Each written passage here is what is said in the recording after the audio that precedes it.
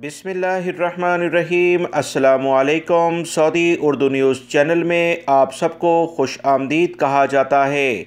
Saudi अरब में रहने वाले तमाम अफराद, जिसमें ख़ास तौर पर गैर मुल्की अफराद के लिए एक अच्छी खबर 2022 के लिए आई है। सऊदी अरब के अहम तरीन ज़राए से इतलात शेयर हुई हैं कि सऊदी अरब में जितनी भी प्राइवेट सेक्टर्स में कंपनियां काम करती हैं, 2022 के लिहाज से 80% ने एक अहम रिपोर्ट मुख्तलिफ ज़राए से सऊदी अरब के अहम तहकीकाती इदारों को जारी की है, जिसमें बताया गया है कि सऊदी अरब में अफरादी क़ुव्वत की कमी है और 2022 के लिहाज से इन्हें मज़ीद वर्कर की ज़रूरत होगी, यानी मुलाज़मीन की ज़रूरत होगी।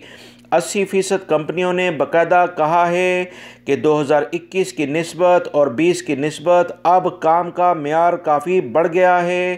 कोरोना के केसेस में कमी के बाद अब मुख्तलिफ ऑफिस में या बड़े प्रोजेक्ट्स में अफरादी क़ुव्वत यानी कि मुलाज़मीन की ज़्यादा तादाद की ज़रूरत पड़ेगी।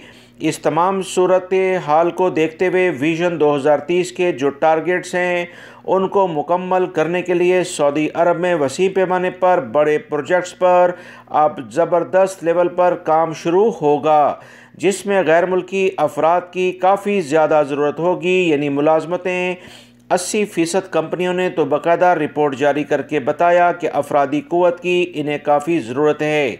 इस अहम एलामिये के बाद दोस्तों 2022 में 2020 और 21 की निस्बत बहुत ज़्यादा मुलाज़मतें इंशाल्लाह पैदा होंगी। कोरोना से मुतल्लिका SOPs के ख़ात्मे के बाद अब रोज़ाना की बुनियाद पर हालात में बहुत बेहतरी आ रही है।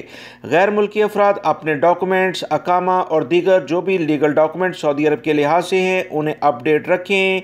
मुलाज़मतें इंशाल्लाह बहुत जल्द मुख्तलिफ कंपनियाँ, जैसे मैंने आपको बताया कि 80% से ज़्यादा प्राइवेट सेक्टर में जो कंपनियां हैं वो मुलाजमत के लिहाज से अभी लोगों को हायर करना शुरू कर देंगी। वीडियो लाइक करके शेयर भी कीजिएगा। अस्सलामु अलैकुम।